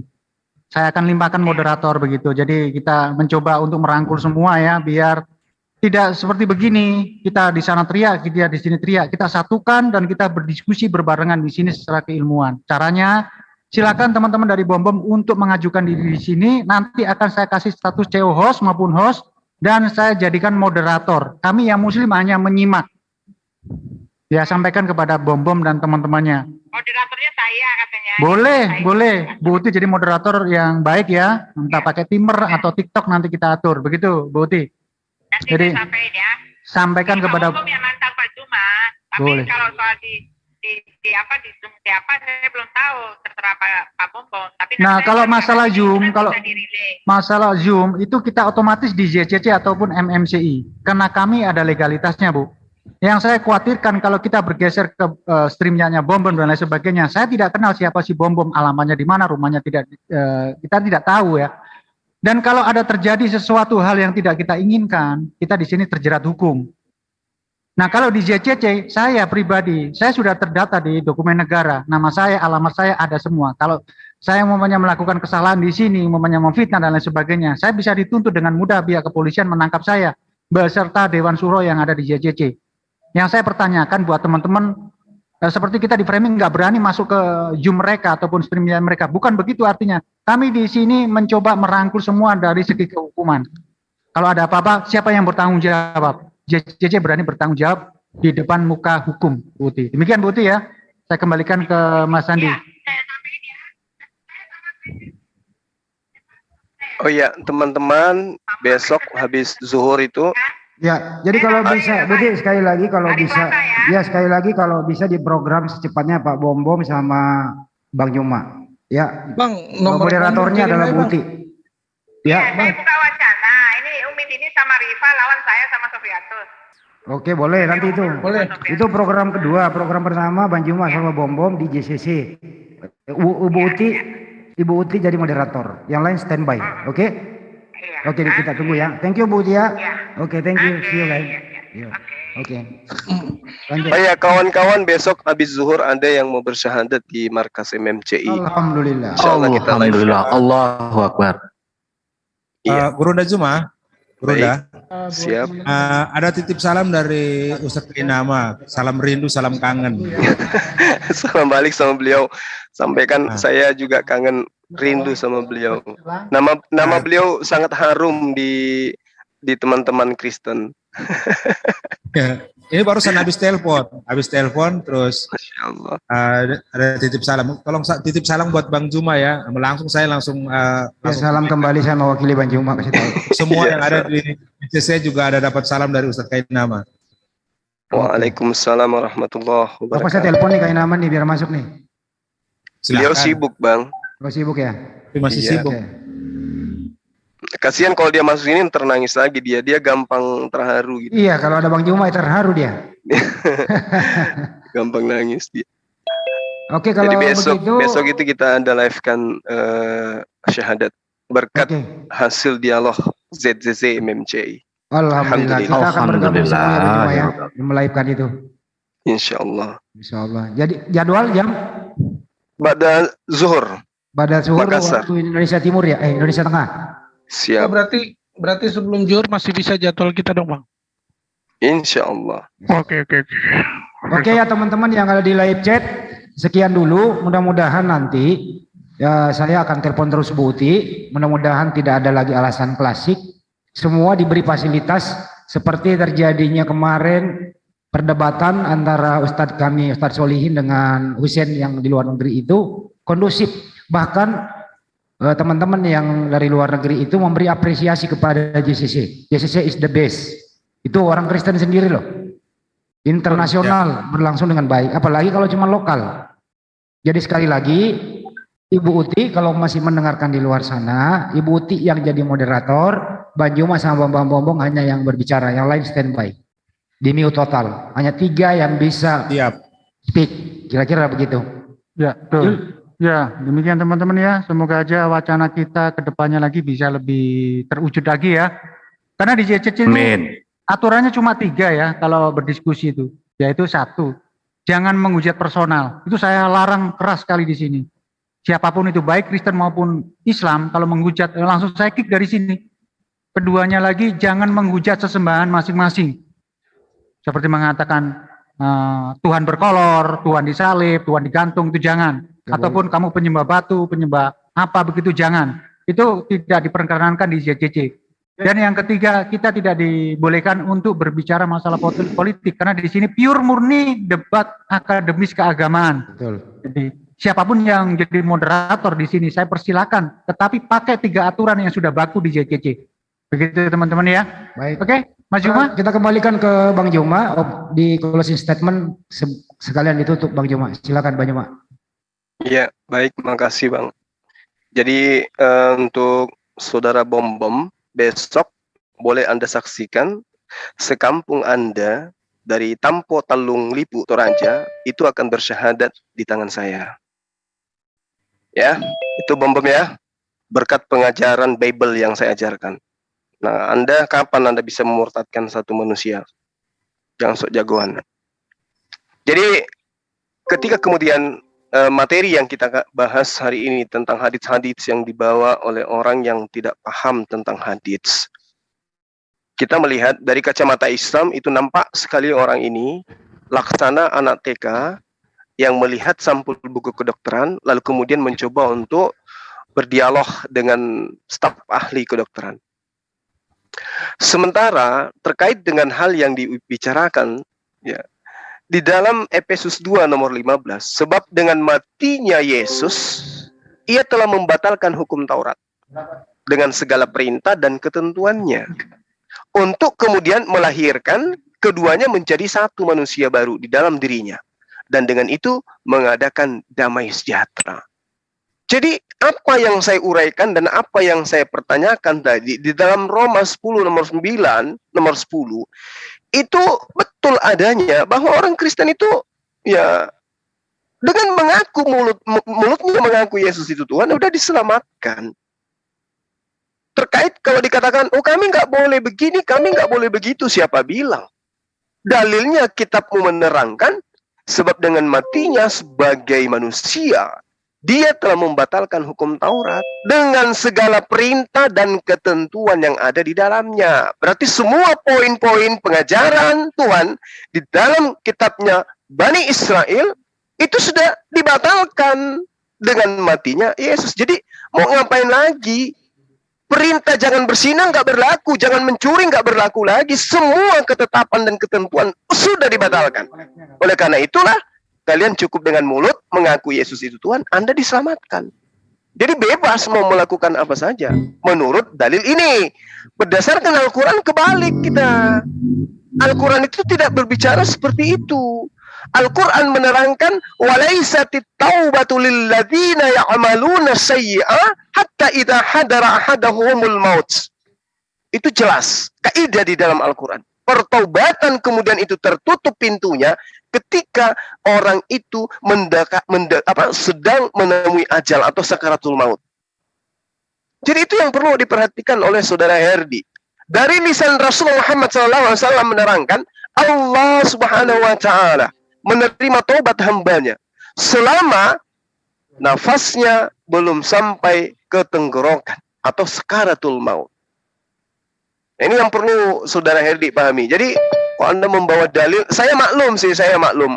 Anda itu statusnya masih mencari-cari, ya, mencari hadis untuk mencari kelemahan Islam. Saya maklum itu.